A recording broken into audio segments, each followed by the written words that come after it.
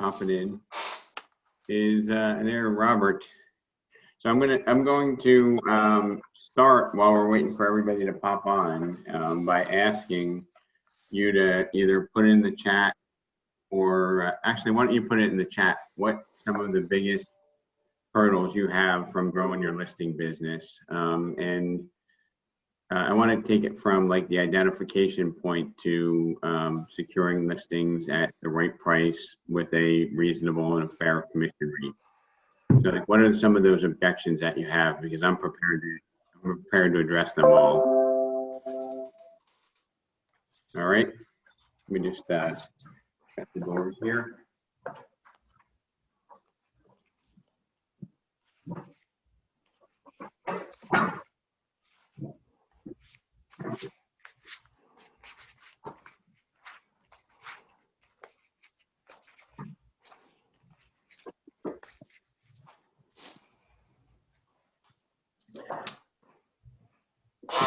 You getting any in the chat there, Robert? Just got the first one. What was the question? So what are the biggest challenges you have in securing listings at the right price, at the right commission, and the first time? So when you go into an appointment, what's the biggest challenges that you have to securing more listings? I don't do listings right now. I've just been focusing all on buyers. I have 3 closings next week, and I have 7 active buyers. So, Morning, everybody. I'm going for the organic leads. I already have 2 organic leads from helping people buy, and then they send their friends, and it's really been working for me just to focus on buyers. So I've gotten really good at contracts and focused on getting people into homes, and it's just been I'm becoming a contract expert, and that is just focusing on buyers. I found a couple good sources for buyers, and that's all I'm focusing on, because I'm on 7 deals this year, and I have 7 more buyers in the works. fantastic. Well, hopefully you're here because you want to add some more listing heat to your arsenal, right? I can't be ignorant to it. I need to know, because I will get organic leads that want to do listings, and I do need to know how to communicate. So yeah, I absolutely am. I'm trying to make sure my skills are sharpened for when that does happen. So the first thing I want to just mention is a listing opportunity, which most of us call a listing presentation. I just want to change the language because language matters. And a listing opportunity, in my opinion, should be a listing conversation, not a presentation. And the connotation there matters substantially. If you're on a presentation, what does that imply? You know, That implies that you're trying to really sell something to somebody, right? Despite maybe what they want or need. Right. So a presentation would be like, hey, I have a PowerPoint. I sit here, I present it, and at the end of the PowerPoint presentation, I go, hey, Dan, are you ready to buy whatever I'm selling, right? Right. Did I sell the features and benefits so that you want to buy my product? And I think that that's a flaw in the industry. And Absolutely. my mission is to change the context. And a conversation implies that it's, quite frankly, just a conversation, right? And if I was at your kitchen table, then I'd say, hey, you know, the purpose of our meeting today is, you know, I want to take a look at your home. I want to see if I feel like I can help you, and then we can have a discussion to see if we're a good fit to work together. How does that sound? I'd say come on in and have some lemonade. So that context changes the way that you behave. Do you have any other objections coming up there, Robert? Yeah, a couple more. I've added them to your sheet. Okay. We go down to the bottom here. I have a list of listing objections here. I want to make sure I cover everything. Anybody ever get the, hey, I'm not in a hurry, you know, where they're maybe implying like, hey, I can wait or hold out for a higher price? Yes. I've seen that a lot. Some of these are from old listing objections. I want my attorney to review it. I want a short listing, a reduced commission period. Some people are like, how do I get paid what I'm worth? Seller wants to find their own buyer and doesn't want to pay a commission. Friends of realtors, bring me a buyer, I'll pay no listing. What if I can't find a place to move to? Can I use several agents and pay whoever brings me the buyer? I have 4 more agents to meet with before I decide. I've used agents before and they're only interested in getting the listing, then they disappear. Why should I list with an agent in this very hot market? I can put a sign in the ground and sell it myself. Can I get a discount on commission? All the realtors do is put a home on the MLS. What's different? Why should I use you instead of the neighborhood expert? Investors have to get a certain amount for their property pricing agreement, and others will take a listing at 4%. Any other challenges that you guys are coming across? One just popped up that I need to get X amount of dollars or I cannot sell. And I think we have that down there with like the investors. Let me just see here. Family members, we have that one down.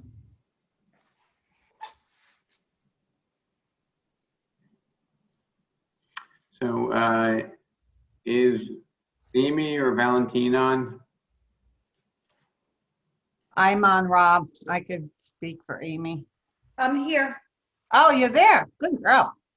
Amy's here. So truth be told, I asked Amy to join. I don't know if she was going to come on anyway, but I asked her to join because I wanted to just share an experience that you might have heard of, but I think hearing it and, you know, basically what happened are 2 different things. And Amy, if you want to just, you know, start with the context of the first listing that I think it was the first one we went on together in Rumson, and maybe Right. a little bit of a background so that everybody can understand like what it looked like before we went in their house. So basically, I had taken a listing a number of years back, and it was with a couple. They were older, and they really needed to sell, but they would never reduce the price. They wouldn't price it properly. So we were chasing the market down. And eventually when I switched agencies and came to work with Remax Select, I thought we were going to relist, and they were like, it's, you know, you're not located in Rumson. We really want a Rumson agency. So, and they took it off market. They ended up going with a friend of mine from another agency, and she also couldn't sell it because they were priced too high. So they went off the market again for a while, and I reached out to them, and Rob and I went and did a listing. Well, I don't want to call it a listing presentation, but we went and sat down and spoke with them. And the difference between this time around and those times, Bruce at this point did not want to go with our agency. I think they were giving us a courtesy of me coming because of the length of time I had worked with them. But they definitely were interviewing other in-town agents. So Rob and I went in, and you know, basically it was a new way of doing a listing presentation than what I had done before, but we came in very prepared with the numbers. And although Bruce, who's a businessman and is kind of, I don't want to say, he's a little bit pig-headed. And, but Rob and I were able to sit down, and, you know, obviously Rob took the lead in this respect, but we went over all the numbers. And by the time that we were done, we actually ended up pricing it, I guess it was 100,000 under where I really thought that they needed to be in order to sell it. But it ended up yielding, we got a $250,000 over asking offer. They took a 200 over asking. So in essence, even though they had never had multiple offers, we ended up getting multiple offers on this one that had been priced properly, which drove the price up over what they should have gotten. So they yielded 200,000 over asking in all cash and turned down, you know, 250 because it was a mortgage. So there's a real assessment. Now, what Amy didn't say is, I was actually, before we went there, I was getting ready to go on my vacation. Amy was like, well, they said they're not going to give us the listing, but they're giving us a courtesy appointment. Right. And I was like, all right, I'm down for that. And when we went and met Mr. Eagleson and his wife, it wasn't, I really didn't feel like it was a presentation. And, to some extent, it was a blessing that, we expected to lose the listing when we went there, right? So I did, yeah. I had nothing to lose. And I just basically walked through the house. It was a lot more conversational than a presentation. I had one sheet of paper. Did you have a presentation that you prepared that we didn't use, or did we ever use that? No, I don't tend to do formal presentations anyway. It's not normally how I do it. I had done my own homework, but you and I had gone through those numbers on a much more detailed, to a much more detailed degree than I had done. And I think the first thing is that we established rapport and trust, and a lot of that came from Amy's relationship, and I just piggybacked off of that. Right. And then I took the lead on what I believe and I'm passionate about selling properties, which is, if you get more exposure, you're going to get more money. Is Dan Brasna on the call? Yep, I'm here, Rob. The rabbit theory. The rabbit. Yes. So Dan and I kind of kid, but there was the example I used one time where we looked at a piece of ugly art that sold for, almost 3 times the minimum bid. It sold for $80 million. It was like 25 million. And the concept was, if you don't get people bidding and competing, you're not going to get your optimal price. And I think most people have the used car or the car theory, where you inflate the price and you negotiate down. And to me, that's completely flawed. And it's not something that, it's not something that I go and I tell somebody like this. Like, I see a lot of people, it feels like you're pointing the finger at them, telling them what to do or how the things work. What I do is I try to give them an education on how the market behaves, and then I let them make a decision on how they want to position their home. And the interesting thing about it is, if you educate them and you show them, hey, there were 9 homes that took over 120 days to sell. And by the way, Amy, those houses sold for an average of 13.2% less than the original asking price. And there were 7 homes that sold in under 10 days, and those sold for a premium of 1.2%. And this is exactly what I did to Bruce Eagleson. I'm like, Bruce, does your phone do you have a calculator on your phone? And he fumbled and he got his calculator. I'm like, can you add these 2 numbers together for me? 13.2 and 1.4. What does that equal? Bruce, do me a favor, write that down. And then it was like, why am I writing that down? And then we talked about where we thought the market value of his home was. And I said, Bruce, take that 2.25 or 2.3, whatever number you want, multiply it by that, 15.9%. And what is that? Write that down again. We're going to come back to that. And he had no idea why we were coming back to it. And then when we talked about how we're going to price it, I said, remember that number you wrote down, Bruce? What was that? 357,000. That's the price or the penalty of overpricing your home. Now, we could price it auction style, market, or lottery. How would you like to price it? And my recollection, and you can correct me, Amy, if I'm wrong, but he's like, do you think that if we went, we're thinking 2.2 to 2.5, 2.2 to 2.25. Do you think if we go 2.25, we're going to lose all the showings? And he almost felt guilty asking it. You remember that, Amy? Yeah.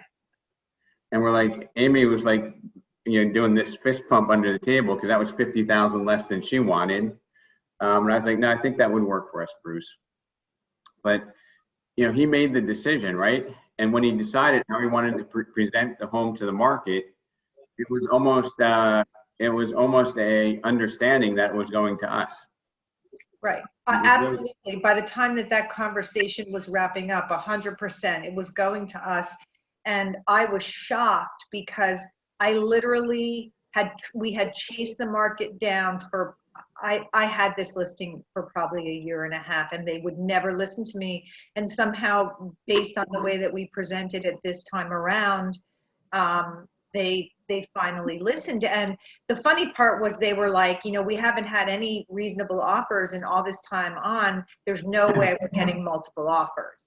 And they still were like, they were perplexed by the idea that it would be possible for them to get more than one offer. So it ended up being, they were beyond thrilled, obviously, when they had a bidding war going on over the property.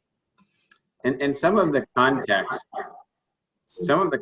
that we use is, and I believe that everything we use is above board. There's no trickery, there's no deceit. So I just want everybody to understand that what we're doing is, if we can communicate to somebody and get them to take the right actions, the outcome is going to be, a lot more favorable than if we are arguing with them or trying to beat them up over a price to start with. Okay. And that verbiage about leveraging for businessmen, if you're sitting, Bruce is a businessman. So the verbiage that we used about leveraging offers against one another, that was verbiage he could understand. So sitting trying to get that listing, he didn't really understand that. But when we talk about leveraging offers against one another and the way that game is played, he completely got that. And I think some of the ways that we present that, and a lot of you, this is going to be, I understand this fundamentally, but maybe you're not executing it without thinking about it. But, we talked to him about, look, so Bruce, if we were to list it at, 2.4, right? And we were to be a little bit aggressive and we don't get an offer, what are we going to do? And his wife is like, well, we have to lower the price then.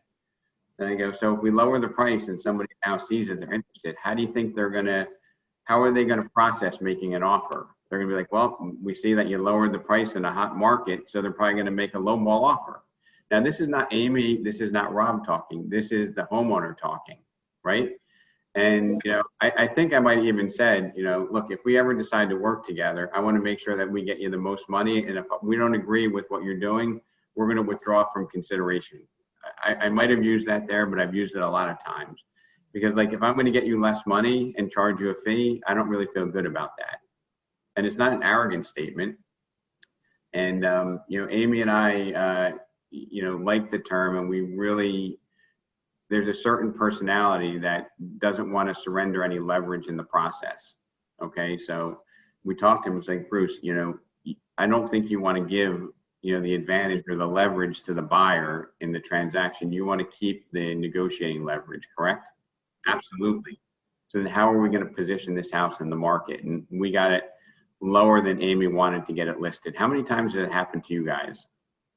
Does that happen a lot where you have, hey, I want to get this listed for $550, and you walk out of there and the seller's like, let's list it 100,000 less?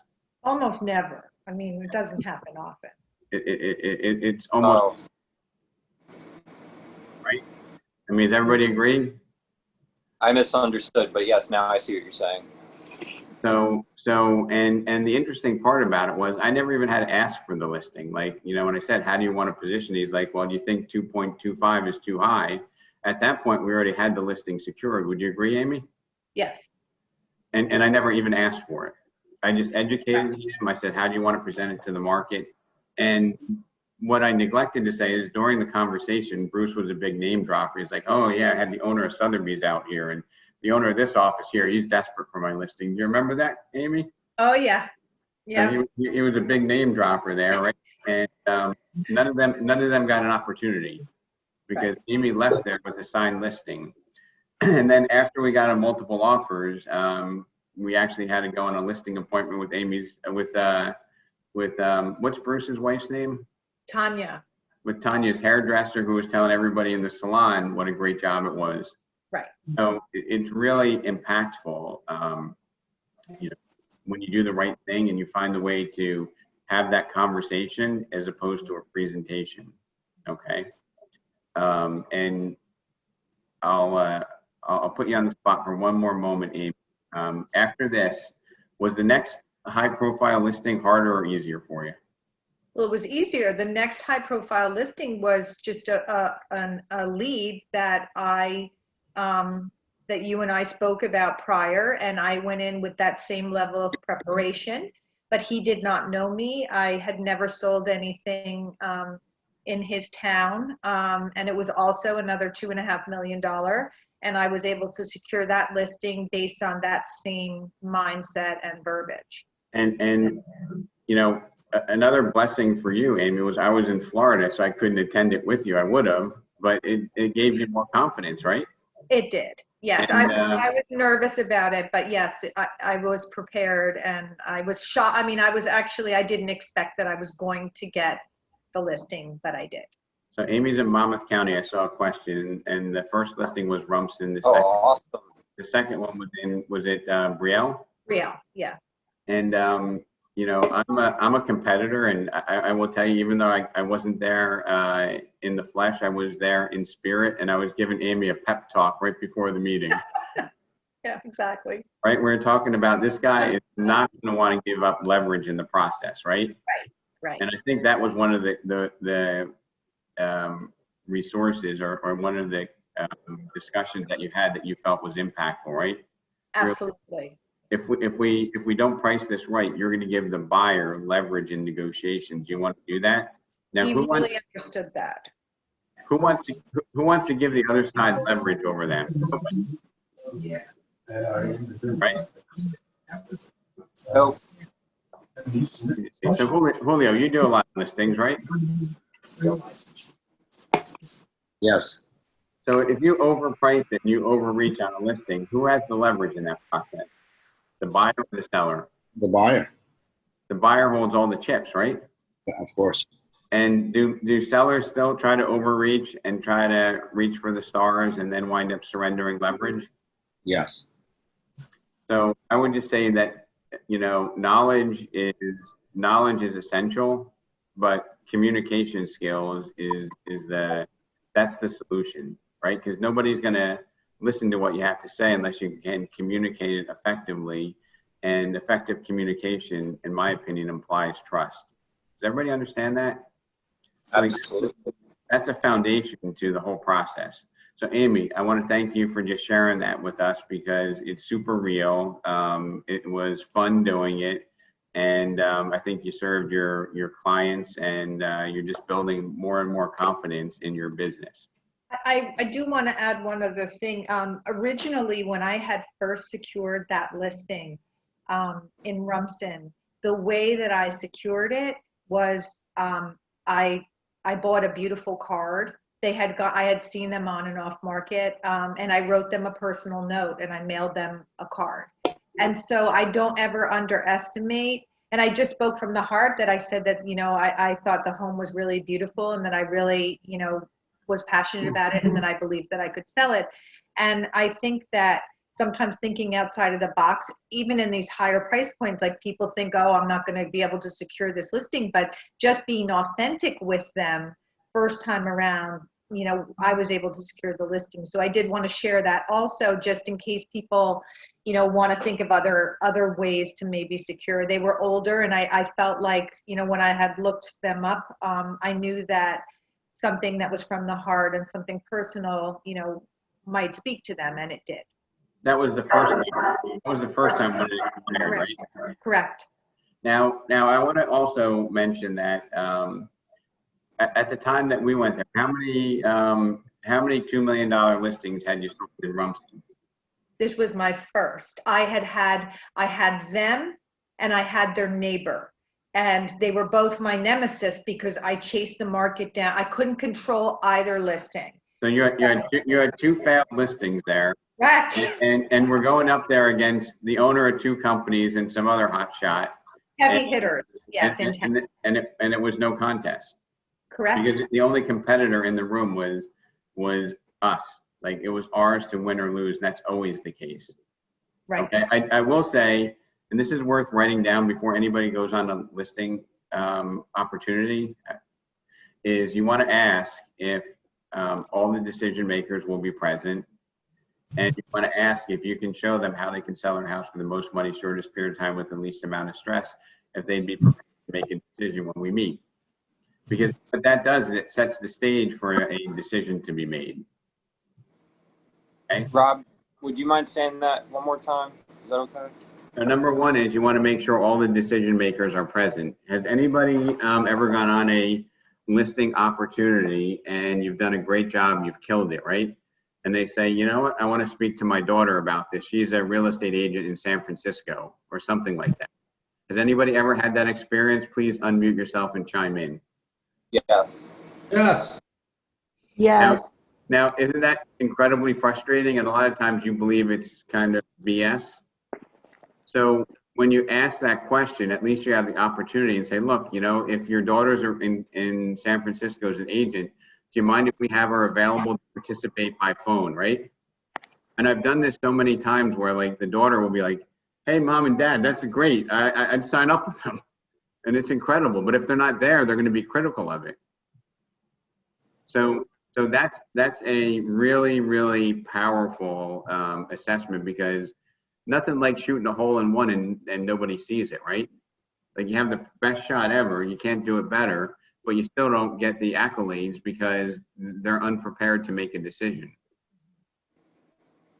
So those are two things I think will help us when we're there. And don't be afraid to ask it. If they say, you know, my wife's out of town, she'll be back next week, or my husband is, you know, can't make it at that time, say, can we reschedule it when everybody's there? Because I want everybody to have the opportunity to be involved in the process. Okay. Let's go to, so listings are conversations, not presentations. Listings are conversations, not presentations. Listings are conversations, not presentations. I don't know anything about Rumson, okay? I ran the numbers, but I don't know anything about Rumson. I was not intimidated. I was not embarrassed if they asked Amy, how many homes did she sell in Rumson over 2 million? You know, how many homes had you sold over $2 million, period, Amy, at that point? That was my first one. So I mean, a lot of people would be, what if they asked me, how many houses have you sold in Rumson, or how many houses have you sold over 2 million? All right, I'm not intimidated by that conversation, because I'm going to drive the, you know, say, hey, you know, Bruce, we can come back to that, but I just want to talk a little bit more about this, and this, right? Make sure all decision makers are present, and verify that if you can show them how you can sell their home for the most money, shortest period of time, with the least amount of stress, that they will be prepared to make a decision. And it's okay if the decision is no. I want them to be in the mindset to make a decision, right? A listing is a conversation, not a canned script or presentation. This doesn't mean that we can't go there without doing our homework. Like, you know, most of these sophisticated homeowners, even unsophisticated ones, you need to know your product. You need to do your homework, okay? It doesn't need to be 8 hours of work, but it does need to be, you know, a half hour to an hour and a half, depending upon your familiarity with the area. Understand the market extensively and be confident in the conversation. The beginning of our meeting with the Eaglesons, you know, we did the typical walk through the house, right? I already saw the pictures. I knew all the stats. Why did I walk through the house? It was to build rapport, right? And to listen to the emotion that they had in that house. That makes sense? And Amy, Oh, yeah. Amy, did you sense that when we did the walkthrough? Like, it didn't matter to me. Like, it's a basement, it's a bedroom, whatever. Yeah. I mean, it was very personal to them, and it was meaningful to them, you know, to walk through. And I really feel like at the end of the walkthrough of that 5,000-6,000, I don't know how big the house was, that, you know, we hadn't really made a connection, right? Like, we built some trust. Yes. We should be conscious, and this is the hardest thing for salespeople, okay? We should be conscious of how much talking and selling we're doing, and focus more on the homeowner and listening and asking engaging questions and listening attentively, okay? We all have very impressive resumes, and we all want to explain what we can do and how we can do it and what value we provide. But we really need to we need to refine our listening skills. Okay. A listing conversation is really more about listening than speaking. Okay. My opinion, you should be talking 20% of the time and listening.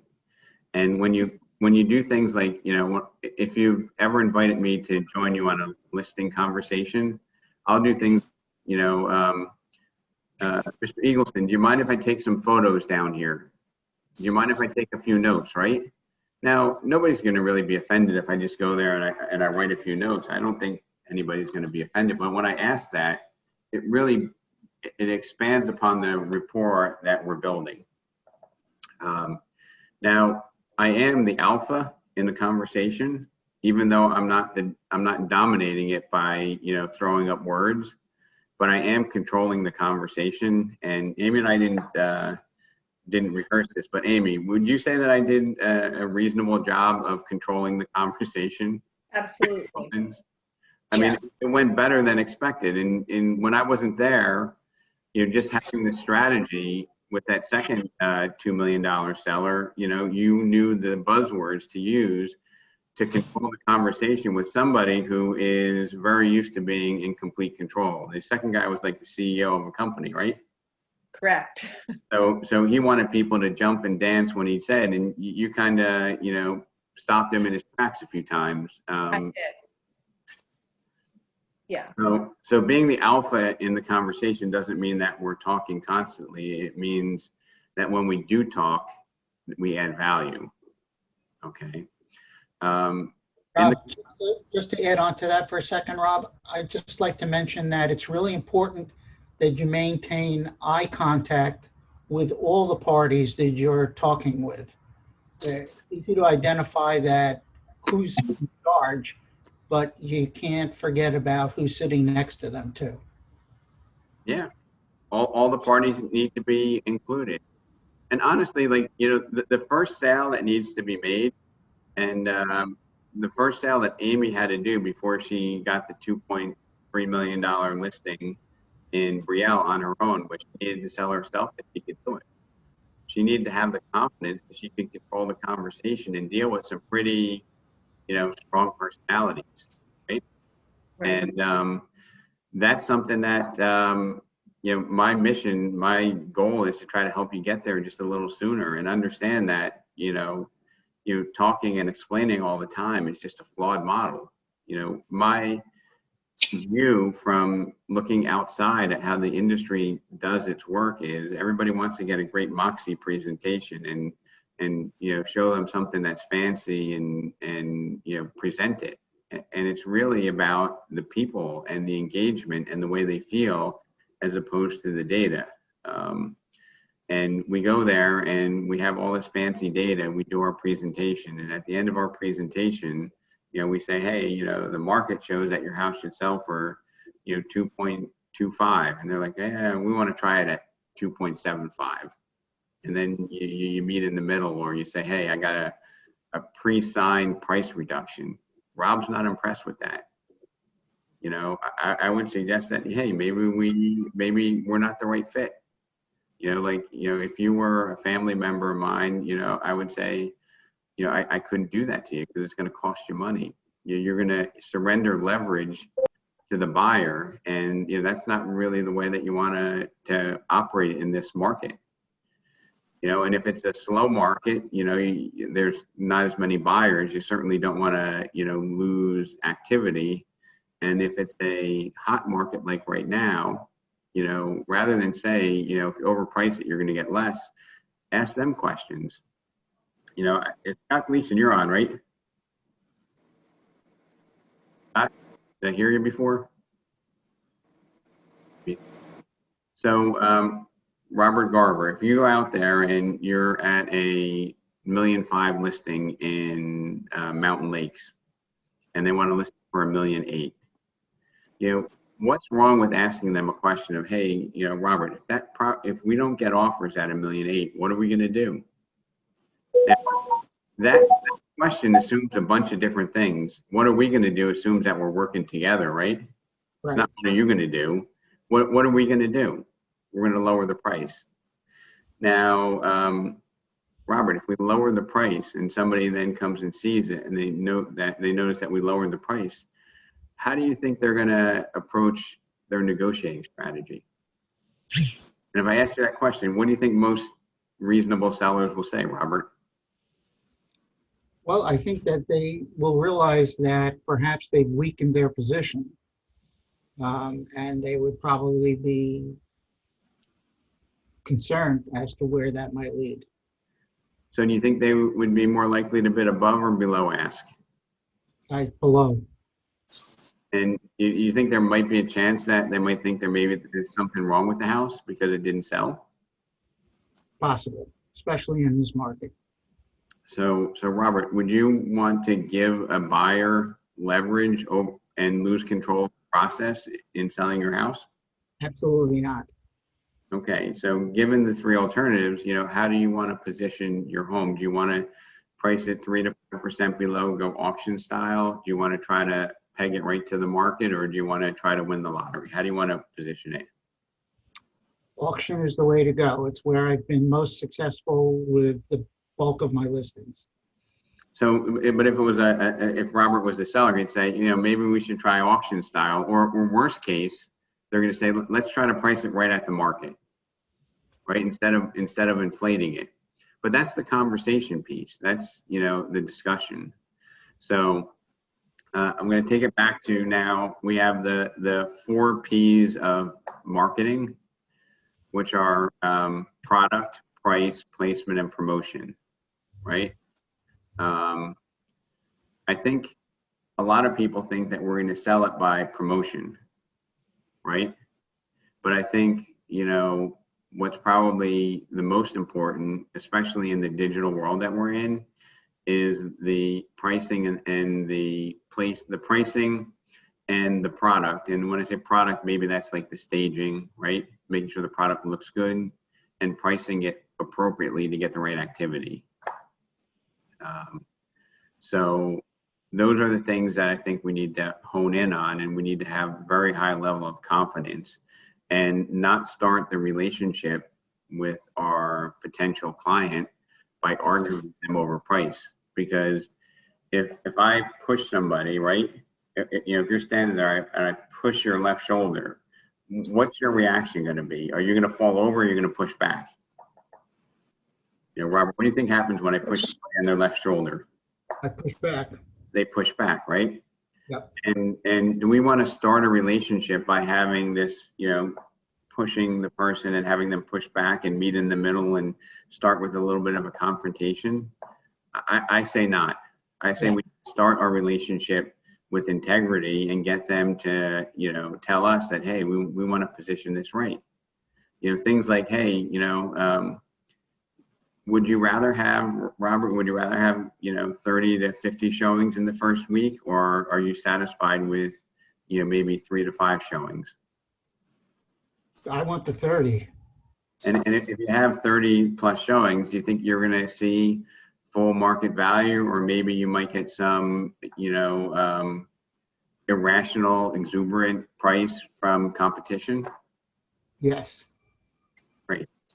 So how do you want to, lately, this is the way the conversation goes, and I'm sorry if I'm repeating myself, but it needs to be ingrained, okay? So this is the pricing conversation of where we position the house. Master the script. It's so simple. This is like my North Star. Hey, if I could show you a way you could sell your house, your home for more, even after paying a commission, if it was a FSBO, if I can show you a way you could sell your house for full market value without leaving any money on the table, in a shorter period of time with less stress, could we meet for 15 minutes? And then if we can meet for 15 minutes, hey, all the decision makers be there. And, if I'm able to show you how I can accomplish this, are you prepared to make a decision? And Robert, it's okay if the decision is no, but I just want to make sure that you're of the mindset to make a decision when we meet. Rob, I had gone through that. This is Lisa Grande. And I had somebody come out right and tell me, I don't believe it. So if they tell you they don't believe it, right? So I have an overlisted price, overlisted house on the market right now. So I'm going to you know, at the risk of offending a friend of mine and a very professional, knowledgeable agent, I'm going to say that you missed the communication mark. Mhm. You certainly have the knowledge, Lisa, but I think that somehow the communication was garbled, right? Mm. And the result proves that, right? Because it's overpriced. I'm assuming it's not sold, right? Oh, correct. I mean, they put some work into it. They want what they want. And I went through everything with them and, you know, what the market value is and, you know, the whole, let's market list it a little bit lower because, you know, we'll get more, you know, the whole thing. And I don't believe that. I don't believe So I think one of as I'm listening to you represent the conversation, it's like you said, let's list it a little lower so we can get more offers. They said they don't believe it. That's part of in my opinion, is part of the opportunity missed in the way that you present it. And you say, hey, you know, here's the 3 ways we can sell it. You know, how do you want to position your home? If they say, hey, we have to get this price here, right? It sounds like it was that type of a person. You know, my conversation would be, hey, Andrew and Mary, if we don't get offers at that price, which is what's happening now, what are we going to do? Fair question, right? Right. And did you have that conversation with them when you sat down? I did. And what did they say? I did. Because this is the second house that I'm selling them, you know, and they just, they wanted to list it higher. They're kind of like old school, didn't believe me. And, you know. Amy, there's no more old school than the Eagles.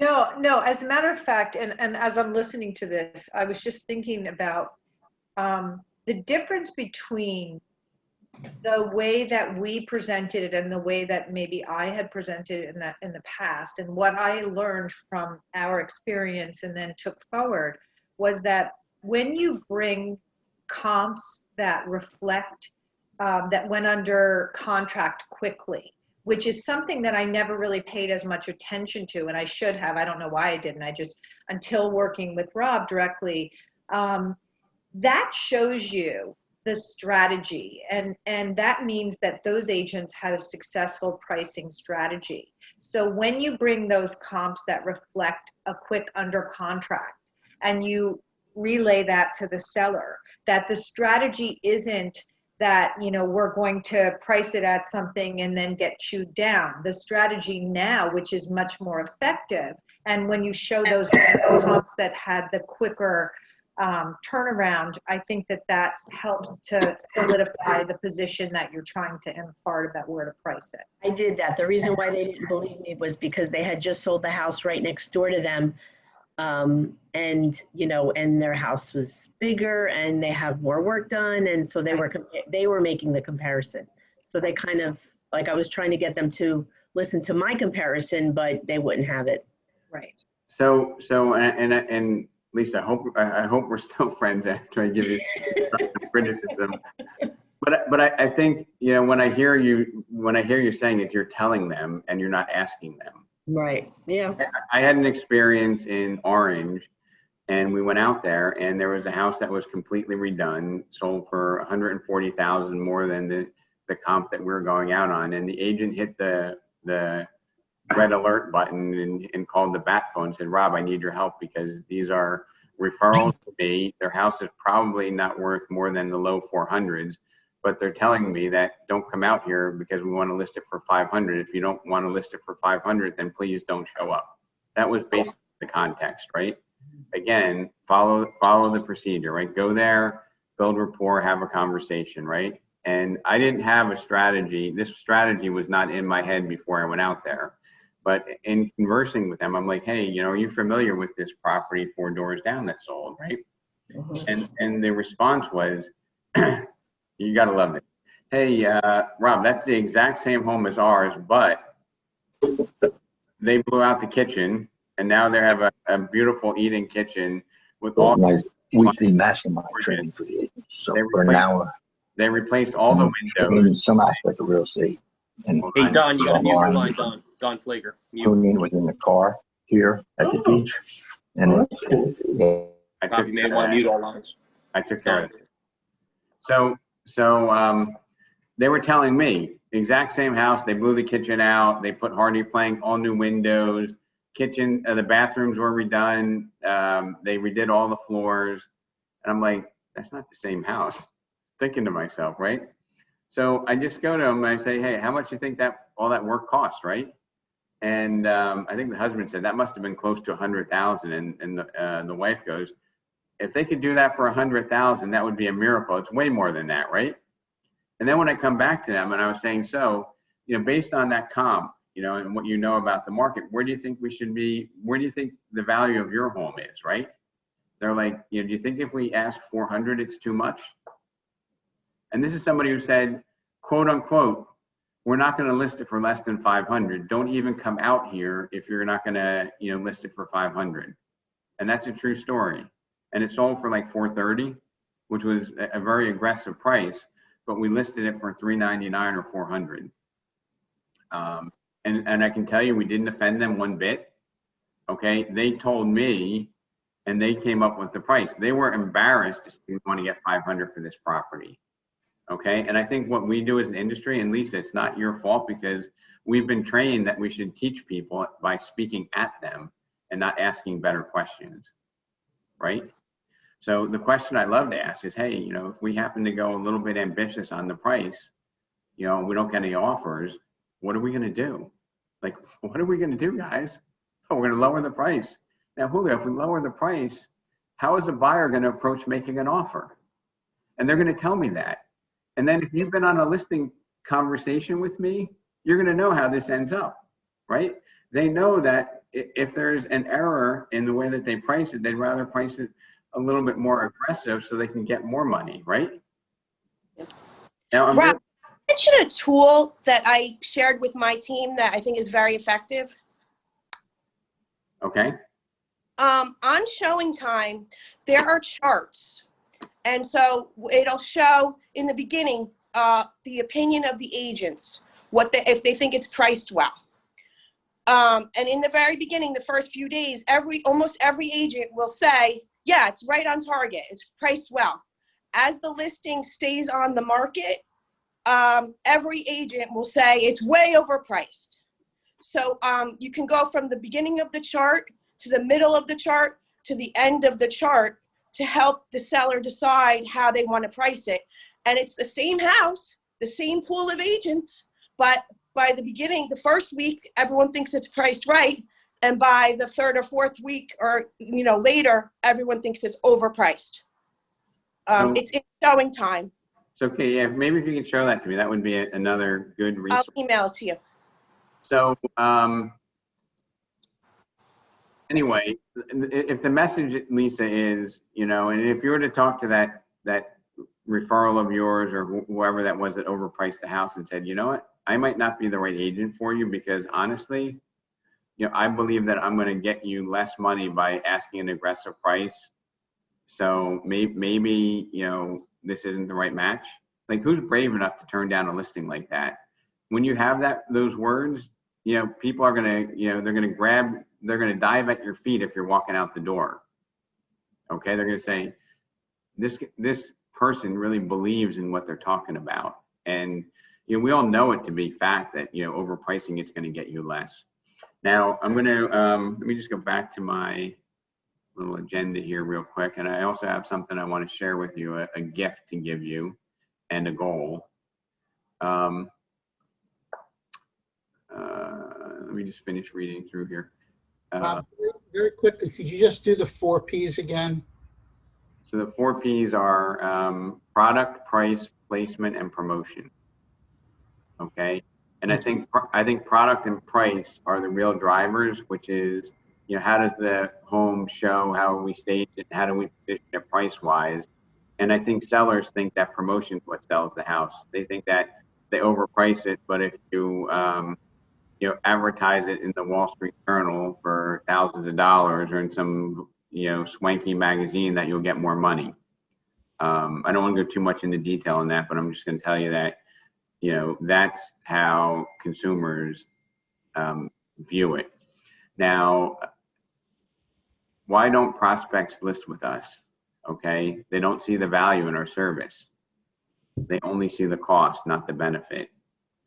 As a realtor, not only do we put the listing in the MLS, but we syndicate it to hundreds of websites.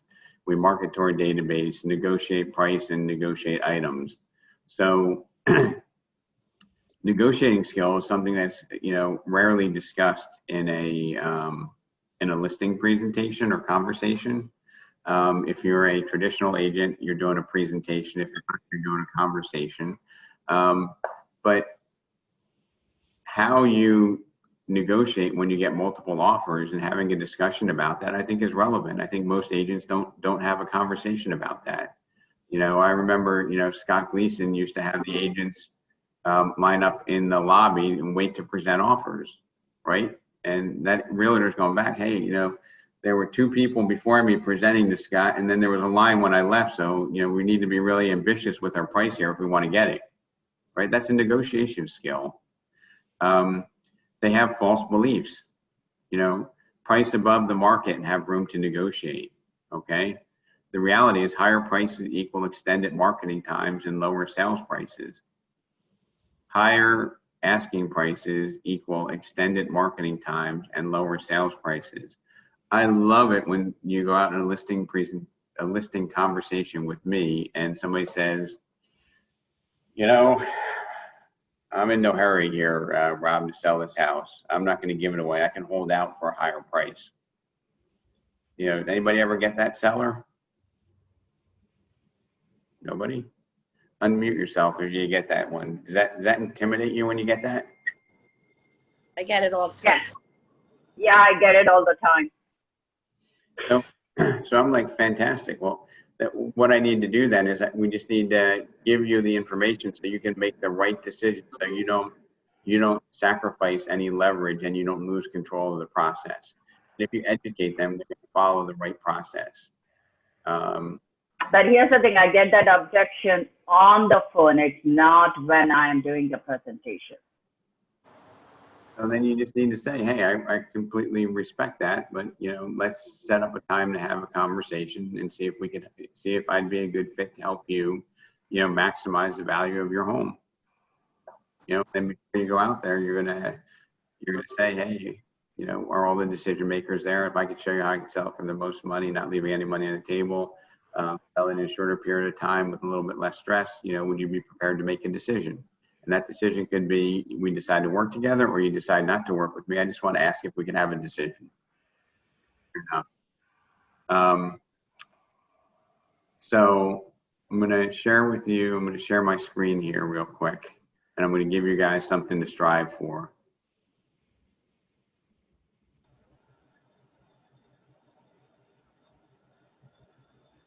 And this is, I do a 30-minute meeting with some of the team leaders that participate, and we talk about, you know, different strategies.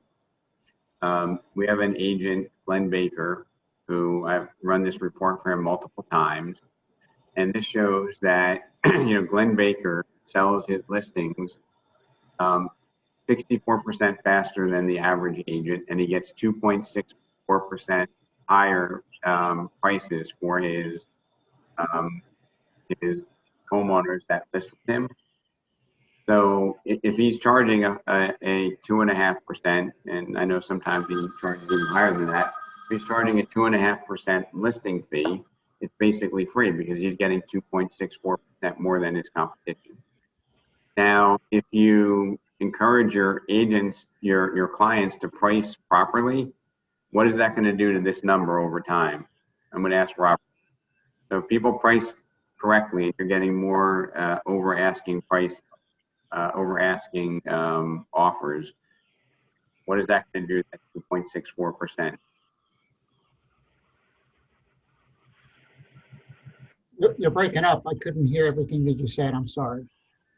So if Glenn Baker is taking listings auction style, right, pricing them aggressively and getting multiple offers, selling them in a shorter period of time, when he goes out on his next listing conversation, if he can say, I'm selling houses 75% faster than the competition, I'm getting 4% more than the competition when I sell my houses. If we decide to work together, your house is worth $700,000. That's almost $30,000 extra based upon my negotiation skills and marketing expertise. Does that make the conversation a little bit easier? Sure. Right?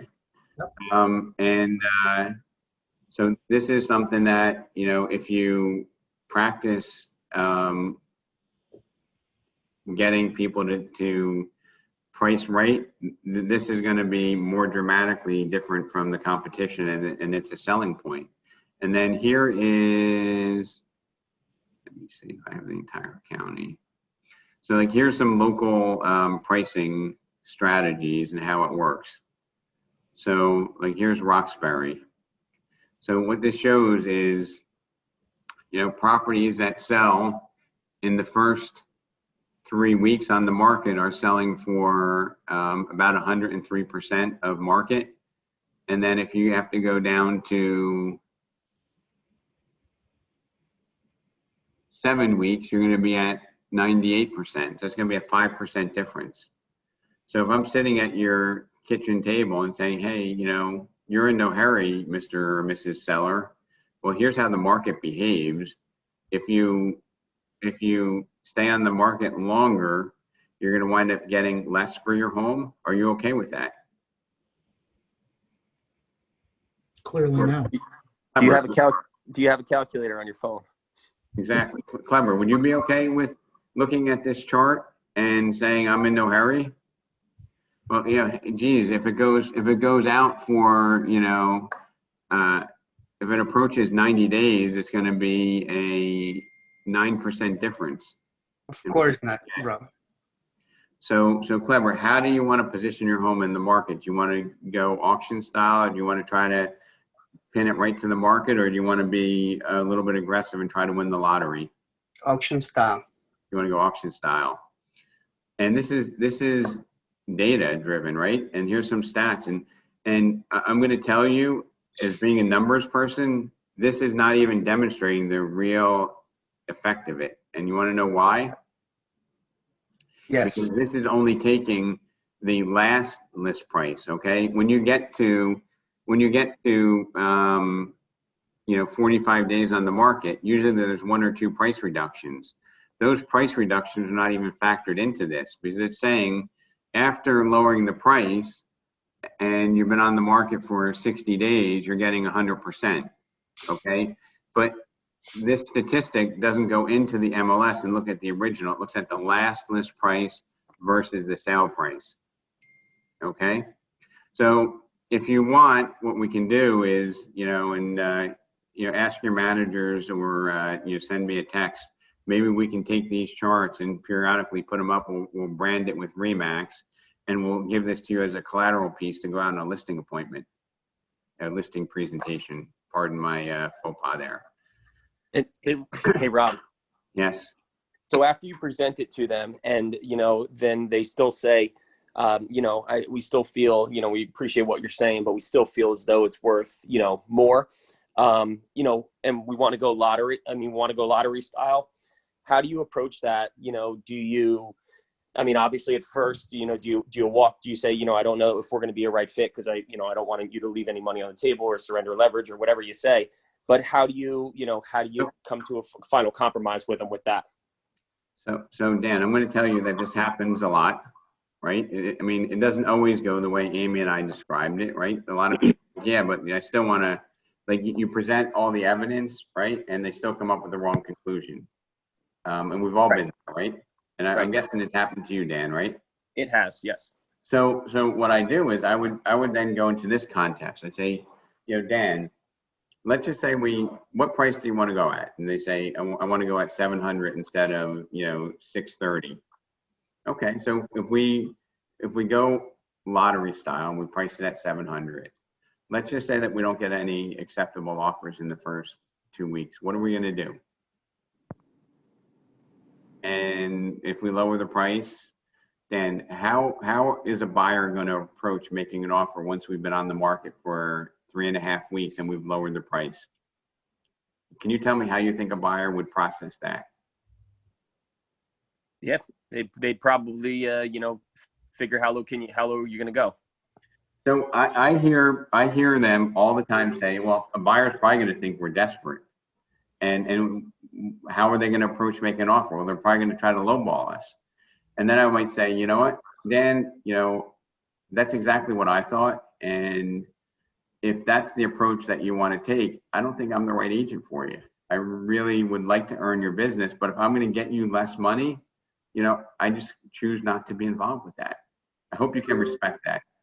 And right. Usually after you have that conversation where they're telling you, the cardinal mistake we make is we try to tell them because we're sales. Right. Again, if you put it on the market long, what's going to happen is if we don't get any offers, then the first offer we're going to get, they're going to lowball us, and then we're going to get you a lower price. Yep. Now me saying that, it's like zoned out. But when you ask the powerful question, and then they tell you, right? It's a whole different game because they're telling you. And I've never once had somebody, you just go and you say, hey, Dan, so if we take that aggressive approach and, you know, I will do everything I can to get it sold, but if it doesn't sell in 2 weeks, what are we going to do? We're going to lower the price? Great. So now that we lower the price and we're getting close to where it should have been, but somebody sees it, how do you think they're going to approach making an offer? What do you think their agent might tell them after it's been on for 3.5 weeks and had a price reduction? It's priced too high still. It's priced too high. So they're gonna come in at where the market should be. So Dan, who has leverage at that point? Are we buyers? Do we have the leverage or does the buyer? And you know, with all due respect, Dan, I don't want to be involved in a transaction where we willfully surrender leverage and get you a lower ultimate price. I hope you can respect that. Yep, absolutely. And then you have that at that, you have to be okay with walking away at that point. And you know, I think the other mistake I made is, like, I know, you know, a lot of people probably do, we agree with them on, like, well, let's try it here, right? Without having what you just said and having that conversation and having them come to the self-discovery of, well, you know, this is probably not a smart move, and them saying it versus us saying, okay, well, let's try it here and we agree on the price and everything else. And then now we play the game of, you know, what are you doing to market it? What are you doing to, you know, why is it not selling? You know, and we keep telling them, oh, well, you know, this one sold and let's stay positive and let's try this and let's try that. But in reality, you know, we can broach the subject right in the beginning, you know, or walk away from it and be okay with it. Right. But and I believe in my core, Dan, that if we're able to connect at a higher level and they had a higher amount of trust in us, they would follow our advice and it would be ultimately good for them.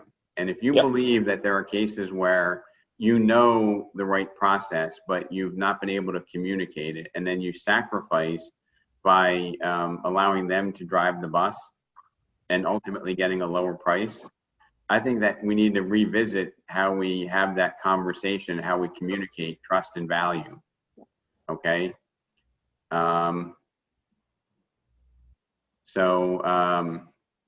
In terms of, you know, going out there, I can even go in and say, look at, you know, let's just say that differential in 60 days is 9 points.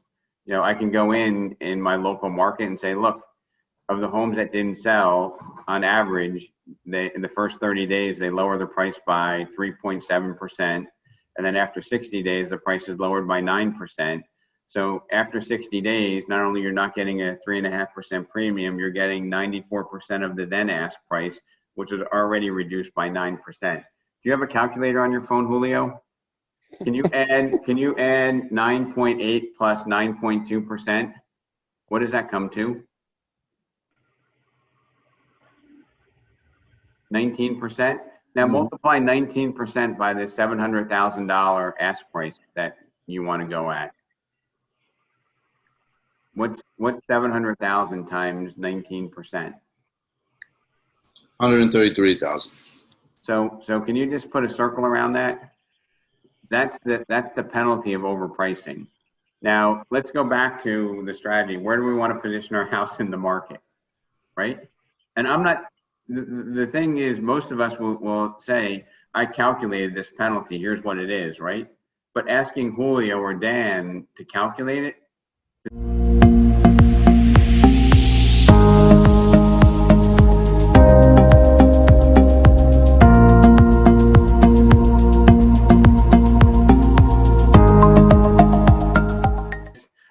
the last thing I want to go through, and I know I'm over time, but I'm really crazy passionate about this. The last thing is when you talk about commission, what we do is, I will prepare the 9 competing properties on the market, or I'll prepare the 13 properties that sold, and I'll show them, look, here's what the competition was offering that got sold. The highest was offering 3. We had 1 at 2, and we had 5 at 2.5. Clever, let's decide now, how much are we going to pay to the agent that brings us the buyer, right? And it's not out of control that it would be 2, 2.5, and 3%, right? And we say, how much are we going to pay the agent that brings us the buyer? Clever, what would you say there? 2.5. 2.5%, great. So we're going to offer the agent that brings us the buyer 2.5. Now, Clever, my fee for the services that we do, including the staging, the marketing, pricing, negotiating, is 3.5%. Okay. And some people are going to push back. Some people are going to be okay with it. I don't know if Mark Feingold is on the call. Maria, is Mark on? No, I don't believe he is. Now, did you tell me Mark's having like a breakout year? Yeah, I mean, hold on. I was in the middle of writing a contract for an agent. You don't need, but he's doing good this year, right? He's doing incredibly well. So Mark and I went out on a listing presentation where there was a local place that was taking listings at 3.9, sent out a postcard.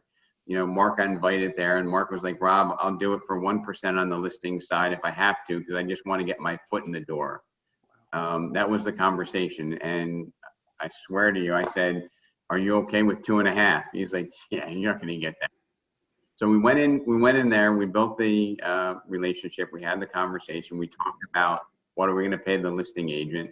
And I went to them and I said, look, and this is not this context is not Rob specific. I said, Mark brought me out here because we normally charge 3.5%, but we're going to give you a 2.5% listing so that we can get this property sold for you, right?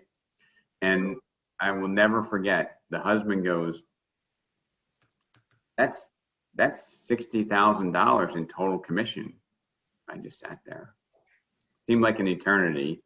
And I went back to the wife and I said, when will the painter be done so we can do photography? She's like, he's told me he'll be done by Wednesday. So then, Andrew, we can have the first open house on Sunday, the 11th, or do we need to push it back to the 18th? Oh, we can do the 11th. Fantastic. That's how it went down. And when we left there, Mark was like skipping out the freaking door. He's like, I can't believe this just happened, because Maria and I helped him get a $200,000 price reduction off what they thought it was worth. And then we got it listed at 5%. Now, I'm not overly impressed with 5%, but in light of the circumstance, it was a job well done. And I think that, Mark is on fire. Is he having his best year ever, Maria? I believe so. Yes, he is. He's banging it out of the park. And he's so confident with listings because he's seen it happen in person. Yep. I mean, the husband's like, wow, that's $60,000 commission. Most of us will take the bait and try to justify it, right? I didn't say a word. I just sat there, said, Andrea, when will the painter be done? And we got it done, and we got the job done. We got it sold, right? And it was a hard job. There was an easement in the back, so Mark earned every bit of that 2.5%. So, hey, Rob, can I ask you a question? Sure. In terms of the auction style, I know different markets calls for different strategies, but what would you say is the average amount of points you will take from the market value? For the different pricing strategies, Mm-hmm. I wouldn't say anything. I would have the numbers. So I would just run some sample numbers and show them, hey, there's six houses that overpriced, and after 2 price reductions, they sold for 91%. The houses that priced correctly sold for 103. Do you have a calculator on your phone, Clever? Can you do that math? And then you multiply it by the price, and can you write that down and circle it? Why am I doing that? We're going to come back to that later. So which strategy do you want to use, right? You go through them and you say, do you have that number that you circled before? How much was that? Mhm. That was 93,000. That's the cost of that's the penalty of overpricing. Mhm. How would you like to list your home? How would you like to present it to the market? Mhm. You know, nobody's going to be, you know, it's very fair. It's very rare to find the fool who says, I want to overprice it and shoot for the stars. Yeah. Yeah. Okay. And it's not that we don't, you guys know way more than me about your local markets. There's no question. Mm. So the reason why we're not getting the outcome that we want is not, we don't have the right presentation, because, you know, we could all drop something into a presentation. What we lack is the communication, the sophistication and the communication strategy to get somebody to buy into what's in their best interest, which is ultimately our best interest. Yep. Got it. Thanks. Can I ask a question, Rob, about the pricing? And so is it also, you have to really look at what exactly is on the market at that moment that, you know, you're going to list the house? So yes and no. You do look into what's in the market at that particular moment in time, but the strategy is not dependent upon that. And then if you happen to price it a little bit aggressive, you know, the market will drive the price up to its fair value, right? So I might say to you, look, you know, if we go in at market price, right, and we happen to be a little bit low because there's less inventory now, right, then what we're doing is we're just moving into that auction style pricing, and you might actually get rewarded for that. Right. Okay. And another thing is, and this is pre-hot market, but it's still very relevant. You know, I've gone on to people and say, yeah, I bought my house for $1.1 million. I put 250,000 in. You know, my house is worth more than what the comps say, right? It's worth more than $1.090 million. And you know, I will straight out look at them and say, you know, I can appreciate your opinion, but if you really feel like, you know, 6-bedroom homes that are 25 years old in Colts Neck are worth more than $1.090 million, would you like to buy 2 others? Yeah. And I say it politely, but I'm like, you know, this is almost the exact same house as yours, and I can get you a deal on it because it's not been selling. Right? And sometimes, has anybody ever been, you know, ashamed to tell people the truth because maybe their house, maybe they bought the wrong time, or maybe, you know, they over improved a house, right? Yes, over improved. I just want to ask another question about the pricing. So if you're looking, you know, to price the home at that auction price, and you're looking at, you know, like I was mentioning, the current listings, and you're seeing, and, you know, maybe you've even previewed a couple and you saw, you know, what was a similar, you know, price point, similar bedrooms, etc. And you go and you see, you know, that maybe one is in a better location. And you see that it hasn't, you know, it doesn't have any offers yet. Say it's 10 days. So that right there is telling you that that one, a comp is incorrectly priced, correct? That you have to go definitely below that. Am I? I mean, Lorraine, I think knowing your market is a prerequisite, right? You have to know the market, and you have to have a opinion of what market value is. Mm-hmm. And I think for the most part, we do a good job. And there's little idiosyncrasies in the market, right? But if we get caught up in the minutia, we miss the conversation, we miss the opportunity. And you know, if we get it wrong, and if we price it a little bit more aggressively than we need to be, you know, we just call that auction pricing, and you will get rewarded for that in almost every circumstance. Yeah. But people feel like if they underprice it, they're going to lose money. They're going to leave money on the table. And that's just not the way that markets behave. Right. So I'm going to, by next Friday, I'll have some of those sheets prepared, and I'll put them on the hub. Maria, we can put some stuff on the hub now, right? Absolutely. So I'll put some of those local sheets, I'll brand them, and you can take them out on your listing conversations and use that as additional data. And then as you get up to the point where you are excelling and exceeding your peers in the market, I'll run off those reports that you can bring out, like Mr. Baker, and say, hey, if you list with me, you know, I'm getting almost 3% more than the competition. So basically you're listing for free if you're charging 5%. My fee is covered in what I get you an extra value. Rob, also what I'm putting on the hub will be county reports and market stats. So everyone could just go in and at least see what the county is doing. And I'm looking on doing it by town. Right now, that's an undertaking. Right. And my core belief is that, you know, we're worth 2.5% or 3.5% for the service that we provide. And the reason that we don't get it is either we have a fear of missing out, or we have a communication gap where we can't tie everything in. Okay, because I know, you know, we have some of the most talented people here, and sometimes the minutia gets in the way. And, you know, unfortunately, nobody ever told us that, you know, selling was more about listening than talking, right? Yeah, everybody always talked about how we do a listing presentation and how, you know, we go there and, you know, longer than I've been in the business, people go and they have this thing, hey, I'm with Whitebird, I'm with Remax, I'm with Coldwell Banker, here's why my company is great. Here's why I'm awesome. Here's why I'm this, and here's why I'm that.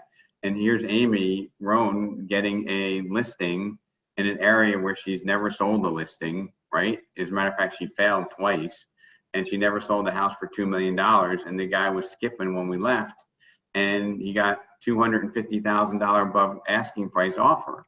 So do the math, folks. It's not about, you know, what your resume is. And if you're intimidated by that, then I think you're in the wrong business, or you need to reevaluate how you're communicating with your potential clients. Because we have a lot of people that we can serve by giving them the right information and over-delivering on what we're doing, and earn a damn good living doing it. So it's not about trickery and deceit. It's about communication, and communication is listening more than talking. So if there's one takeaway, that's the one thing, is we need to, you know, change the paradigm at which the listing opportunity is viewed, view it from the prism of a conversation as opposed to a presentation. And, you know, just say, hey, I'm here to serve and give you the information, and let them tell you why they must use us and why they must price it at the way that's going to serve them the best. So on that note, I'm going to drop off. I thank you all for coming. I hope this was worth your hour and 18 minutes. And I hope to see a lot more 6% listings coming in. Thanks, everybody. Take care, Rob. Bye, Rob.